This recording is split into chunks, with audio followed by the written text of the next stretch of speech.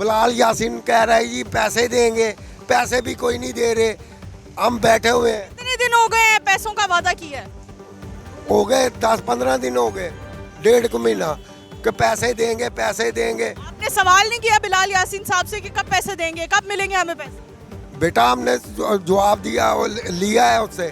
وہ کہہ رہے ہیں جی اب پیسے ملیں گے, وہ دے ہی نہیں رہے. ناظرین, کئی سالوں سے یہ لوگ اس مارکیٹ میں بیٹھے ہوئے ہیں اور اپنا کاروبار چلا رہے ہیں, لیکن اب یہ دکانیں مسمار کرنے کی وجہ سے ان کے کاروبار بری طرح مفلوج ہو کر رہ گئے ہیں.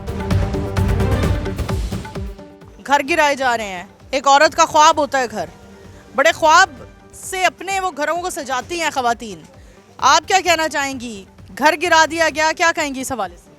کیا کہنا, یہ کاف کی جگہ تھی, گورنمنٹ کی جگہ تھے, وہ ڈھا رہے تو ہم کیا کریں, لیکن دکھ ہوا ہمیں کہ ہم غریبوں کے گھر جا رہے ہیں. لیکن بلال یاسین صاحب بہت تعاون کر رہے ہیں, انہوں نے بہت ہمارے ساتھ ساز کیا ہے. اس میں ان کو بھی دلی دکھ ہے کہ جب مکان ڈٹ رہے ہیں.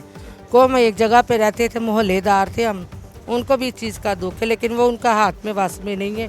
یہ گورنمنٹ کی جگہ وہ اپنی مرضی سے ڈھا رہے ہیں. کتنے عرصے سے آپ لوگ اس جگہ پر رہ رہے ہیں؟ یہ جب پارٹیشن ہوئی ہے, جب یہ پاکستان بنا ہے, اور تب سے ہم یہاں پہ آباد ہیں لوگ. جی, اور تب سے اب تک 1947 سے آپ لوگ یہاں رہ رہے ہیں. تب سے اب تک آپ لوگوں کے گھر بھی ہیں, دکانیں بھی ہیں, کاروبار بھی ہیں. گھر اور دکان دونوں متاثر ہوئی ہے, تو زندگی تو مفلوج ہو کر رہ گئی.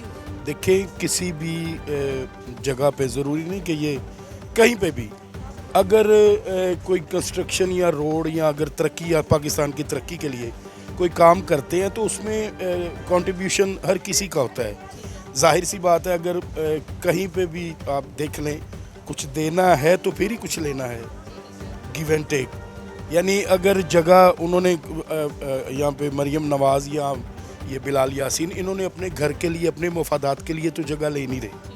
جو بیسیکلی بات ہے یہ ہے کہ بھئی اس کشادہ کرنے کے لیے, اچھا کرنے کے لیے, یہ سرسبز کرنے کے لیے کوشش یہ کر رہی ہیں. اللہ تعالیٰ ان کو بھی کامیاب کرے.